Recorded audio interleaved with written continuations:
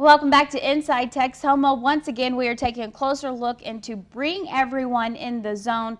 Definitely a nonprofit that's reaching out to help vets and their families right here in Texoma. And Mel Spain also joining us now. He is a vet of Vietnam, so we appreciate you being here.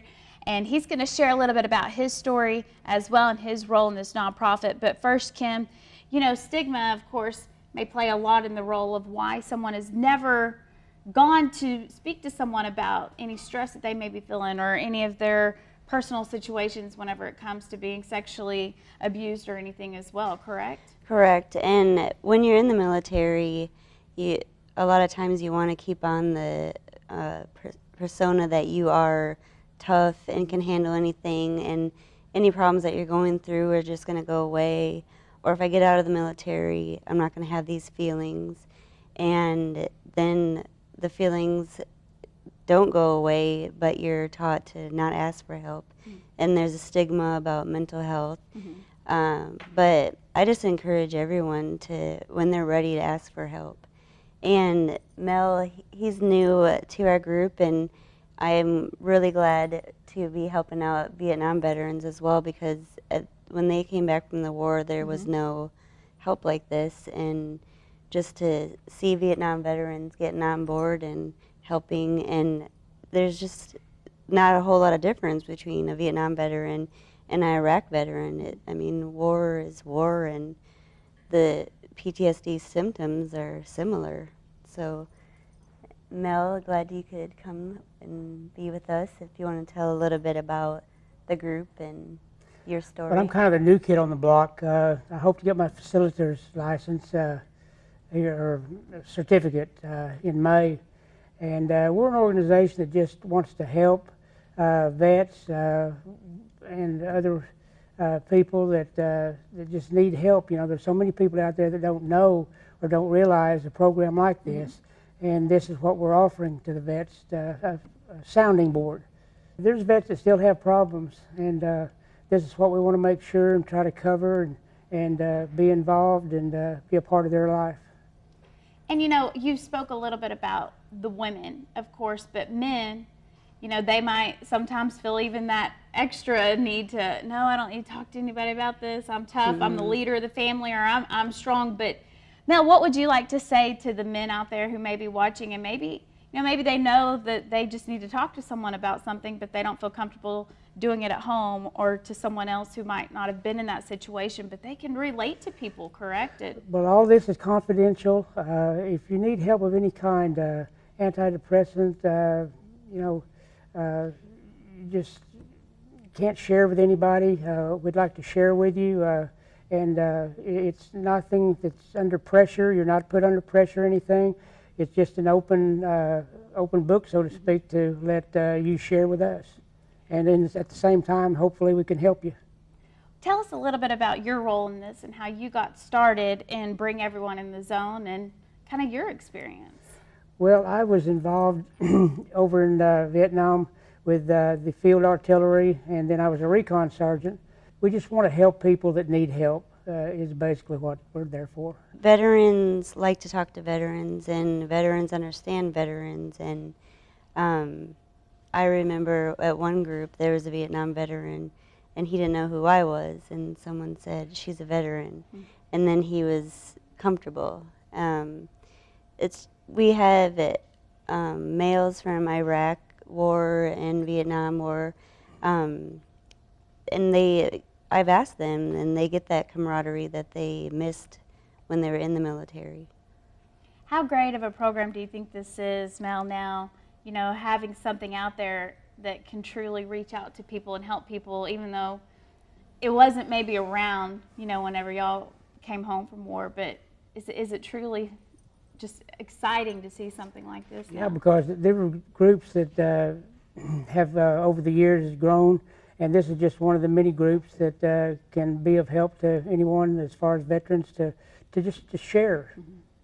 Something else to note about Vietnam veterans is when they came back from the war, they weren't thanked or looked at as heroes, and many Vietnam veterans just went on to their jobs or to school and didn't even announce that they were veterans because of the way the American people treated them.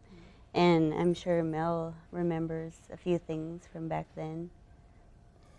Yeah, it was a totally different war than what the Afghan and Iraqi war is. First of all, the American people weren't for the war in Vietnam, and that was a plus almost against you when you went over there. But it's changed some. The war that we're in now, the people are more supportive of it somewhat, but they were just different wars, and it's hard to compare them because they weren't the same. But you know, if people or if vets can just come out and be open with us, like I say, all this is confidential, and we'd sure like to help them. We truly thank you for your service and what you did and what the other Vietnam veterans did for our country. You know, we consider you heroes, and I've actually known Mr. Spain a long time, so thank you again for all that you have done, and you know, I just don't think those words can be said enough. So.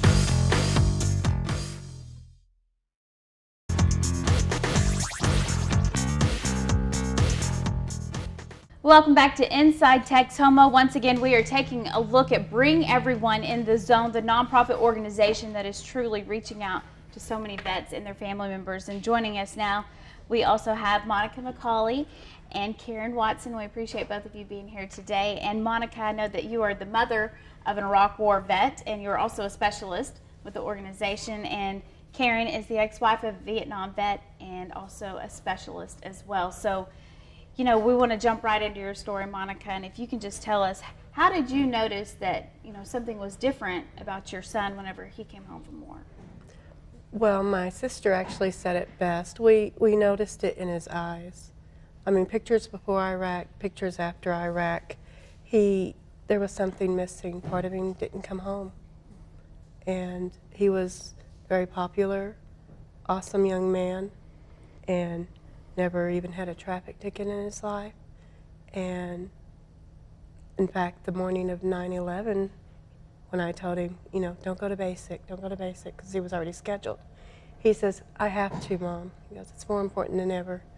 He goes, America's mine. And that's the man that I fight for to death to this day. Now, your son suffers from post-traumatic stress disorder, correct? Yes, and he has a brain injury that is able to be seen on his test on the left side of his skull. But I understand that was something that actually took a mother fighting for that to be Oh, found, yes. correct? Yes, ma'am. It's called Going Mama. Yes, I took him up to Oklahoma City with my sister and my mom, and we went to the ER. They looked at him, they go, do you feel like you're going to hurt yourself or anybody else? He goes, no. And not right now. And they said, well, he's okay. I said, no, he's not. You put him in, or I'm contacting the media. And so they put him in, and they found it. He has epilepsy, he has memory loss, and headaches. And I think since then, it's not as hard to get a brain injury found out. I mean, there's still some people that struggle, but people like myself, if I find out, I can help get testing done as well. So there's definitely a communication that's been opened, is what you're saying, since? Is Yes, that correct? as long as you know, I'm in a good community of people that help veterans, and if I don't know someone, I know someone here that can help get something done. Which that's good news for you know, future instances, you know, so that way someone doesn't have to go through, unfortunately, what your family had to go through. And I know you've even written a book, Monica, even telling about your story, and can you share a little bit about that? Well, it's called He Is My Hero, Memoirs of a Soldier's Mom, and I wrote it under my maiden name, Monica Newton, and it is about my feelings while he was over in Iraq. The first section is about helping other family members. My favorite section is He Doesn't Come Home Alone. and it talks about PTSD and the brain injury. And he's really the one who inspired me to write it, because when he left for Iraq, he gave me a hug and he said, "Mom, start writing again." I'd put it away most of my adult life. And so he's my hero in more ways than one.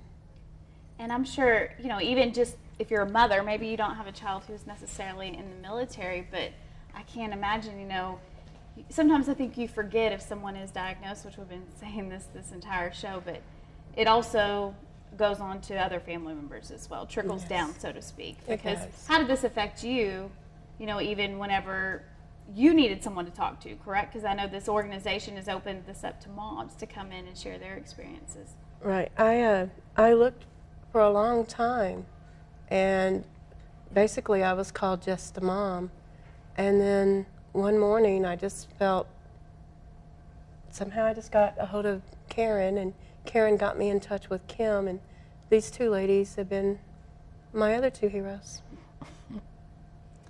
Kim, why was it important to open this up to moms as well? I think that it's really been sad to me. I'm a mother, and I see kids that are 18, 19 years old. They're excited to join the military and do their part and go to war, and then they come back a changed person forever, and their parents are left with, how did this happen? And the changes that their life will now not be what they expected. And it's hard, but I mean, with support and help, you can still maintain and get some things done, but brain injury is forever. So teaching her how to cope with it Yes. as well. So, and I know spouses or someone else that's also who you reach out to. And Karen, you know, I just found it interesting how you were saying the differences that could have been maybe in your own life if you've known what you know today. So can you share a little bit about your story?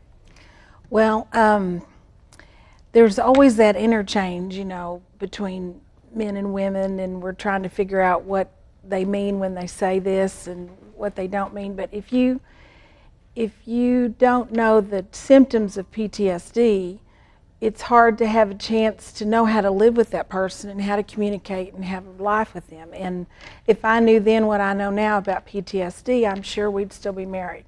And so my heart is for the people that are together, and I want them to try to stay together. And if they know about the symptoms, one of them might be, I think that sometimes our veterans who suffer with PTSD just need to go in the cave. They just need to be alone for a little bit. But as a wife who didn't really understand that symptom, I took it personally, you know, when he needed some space. You know, I felt like, what's wrong with me? But the more I learn, the more I see that, you know, it wasn't me. There were some issues, and if we'd been able to talk about them, I think we'd still be married. So my heart goes for the wives. We've got some wives in our ladies group, and it does my heart good because they're married, they're dealing with their veteran with PTSD, and we talk about those symptoms, and they get to get it out, and we're all learning together. So it's really beneficial. So. And I have a great handout that I give to veterans and spouses that is written by veterans suffering from PTSD, and it's just tips and to understand them and do this, don't do that, and just a way to live together with PTSD. Which I think is interesting because, you know, even just kind of going back to the wife standpoint or even a mom, you know, hey, talk to me, I want to know. And if that's your personality as well, you know, wanting details and wanting more information that could actually be causing more harm. Is that what you find? Oh, yes. So maybe, but then again, you don't want to be felt left like, you know, you're not important to that individual as well. So understanding truly, you know, what you're up against basically, and how to cope with that and both heal. Right, and the veteran doesn't want to share the traumatic events to traumatize you. And I think the spouse feels like they may want to know, but in the end they probably don't. Something that I think is definitely an eye-opening thing, I'm sure, for a lot who come in. Do you find that? Are you finding that the women, after you speak with them, are, oh, I get it now? Yes, and they see that it's not them. That when he is staring into the TV and just zoning out, and what I used to do was say, "What are you thinking? What are you thinking? What are you thinking?" Because he was pretty bright, so I thought he was thinking something. But since I've learned about this, I realized that sometimes he just needed to zone out in front of the TV, and so I don't ask him that now. And it's a lot better. Well, I just cannot say thanks enough for all of you sharing your stories today and, really opening up. And I think that bringing everyone into the zone is just a great nonprofit and something that if someone else is interested in, the numbers are there on your screen. You can also find a link for more information on our website at newschannel6now.com. And Kim, Monica, Karen, thanks again for taking time to be here today. Ashley. And we also want to say thanks again to, of course, Mel and Sherry. So thank you, Texoma, for also joining us this morning. As always, we'll see you back here next Sunday morning for another look inside Texoma.